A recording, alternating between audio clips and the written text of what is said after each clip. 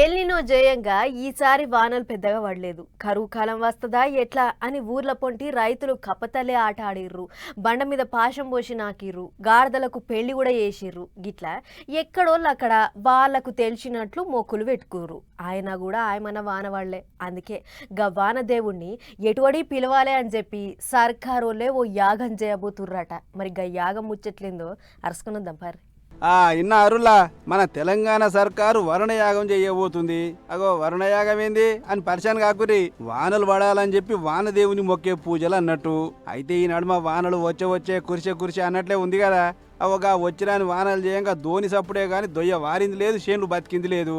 అందుకే ఇప్పటికన్నా 4 డల్లులు కురిపించవయ్యా వానదేవుడా అని చెప్పి ఈ సోమవారం నాడు నాగార్జున సాగర్ విజయ్ విహార్ కాడ యాగం చేయబోతుర్రు. అన్నట్లు ఈ పెద్ద పూజలు చేసేది ఎవరో కాదు, మన యాదగిరి గుట్ట గూడెళ్ళనట. ఈ నడుమనే గుడి ట్రస్ట్ బోర్డు కొత్తగా ఎంపిక అయింది కదా. అవోగా కమిటీ ఏర్పడ్డాక చేస్తున్న మొట్టమొదటి యాగమాట.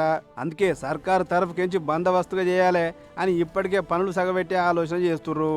అంతేకాదు సీఎం రేవంత్ రెడ్డి సారు హాజరుపడబోతున్న ఈ యాగం పనులను నీళ్ల మంత్రి ఉత్తమ్ సార్కు అప్పచెప్పింది తెలంగాణ సర్కారు.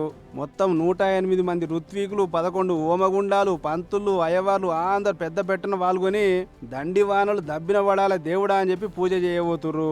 పెద్ద ముచ్చట ఏంటంటే చెయ్యి పార్టీలు గద్దెనెక్కినాక చేస్తున్న తొలి యాగమాట. అందుకే ఎట్లెట్ట చేస్తారో ఏం కథ అని జనం కూడా మాట్లాడుకుంటుర్రు.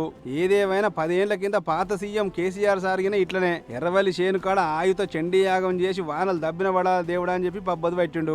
ఇప్పుడు సీఎం రేవంత్ సారిగిన ఆసుంటి యాగమే చేయబోతుండు.